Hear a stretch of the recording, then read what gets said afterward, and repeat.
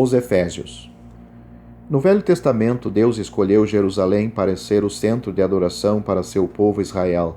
Mas em o Novo Testamento, ele não queria que nenhuma igreja fosse a central ou que tivesse autoridade sobre outras igrejas. Já vimos que a igreja em Antioquia se tornou mais importante do que a igreja em Jerusalém. Antioquia foi o ponto de partida para 3 grandes viagens missionárias. Na segunda, Paulo parou em Éfeso por um pouco de tempo, mas na terceira ele ficou lá 3 anos.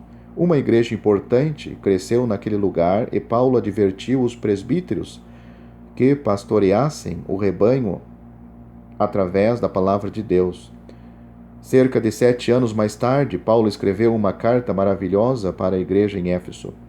Deus revelou a Paulo algumas verdades profundas a respeito da igreja, e ele passou estes ensinamentos primeiramente aos Efésios e depois também para outras igrejas.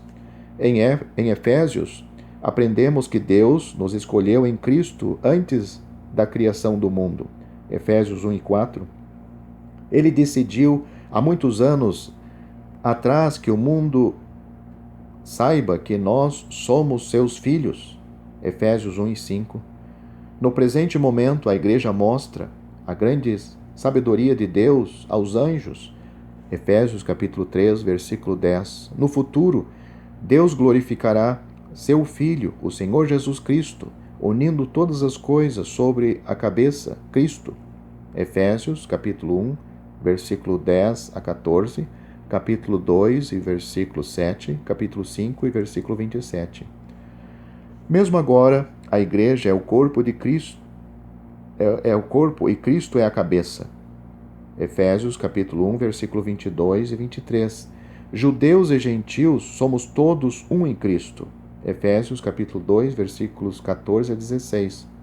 Ambos estamos construídos sobre o mesmo fundamento pelo Espírito Santo para sermos um templo para o Senhor. Efésios capítulo 2, versículos 19 a 22.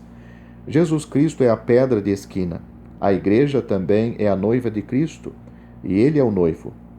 Em todas as figuras, Cristo é supremo.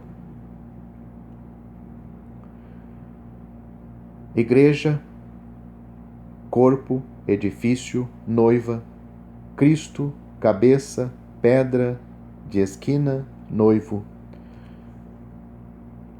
Vamos apreciar estas 3 ideias mais de perto. No Velho Testamento, Deus escolheu a Salomão para construir um lindo templo para a sua moradia. Agora o Espírito Santo está construindo a igreja para Deus nela morar. O Pai, Filho e Espírito Santo habitam em cada cristão. João 14, 17 a 23. Este templo é edificado com base nos ensinamentos dos apóstolos. Efésios capítulo 2 e 20. Podemos também dizer que Cristo está edificando a sua igreja em si mesmo, como Filho de Deus. Mateus, capítulo 16, versículos 16 a 18. A igreja é também como uma noiva. Cristo amou a igreja e deu-se a si mesmo por ela.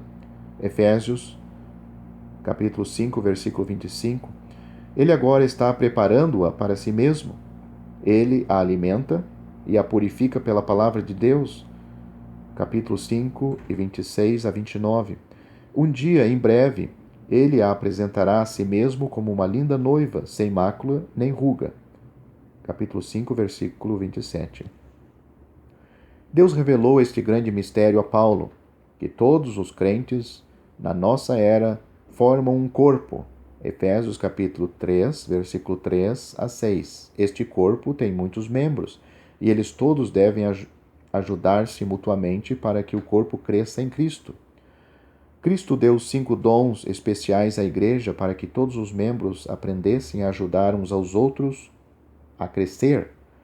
Efésios capítulo 4, versículos 11 a 16. Os apóstolos e profetas foram enviados para estabelecer a igreja. O Senhor ainda envia evangelistas que ganham almas para Cristo, professores que ajudam os crentes a entenderem a palavra de Deus e pastores que guiam, alimentam e velam pelo povo de Deus. Há um só corpo e nós não deveríamos tentar dividi-lo em grupos de igrejas. Efésios capítulo 4, versículos 3 a 4. Cristo orou para que todos os crentes fossem um, assim como ele e o Pai são um. Isto significa ser um em Cristo. Não significa formar uma grande organização de igrejas como um homem na chefia, controlando todas as igrejas e os crentes delas. Há somente um Espírito Santo de Deus. Ele habita em cada cristão verdadeiro e isto nos faz um aos olhos de Deus. Devemos orar por todo o povo de Deus. Efésios, capítulo 6 e versículo 18.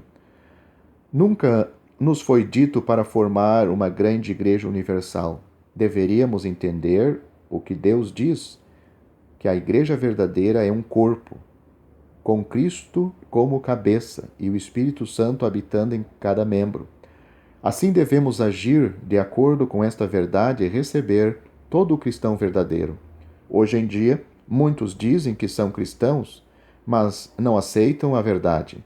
Alguns dizem que não importa em que as pessoas acreditem, mas isto está errado.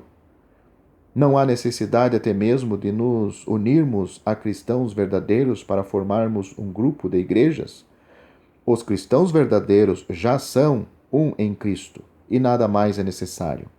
A igreja trará glória a Deus em Cristo Jesus para sempre. Efésios capítulo 3, versículo 21.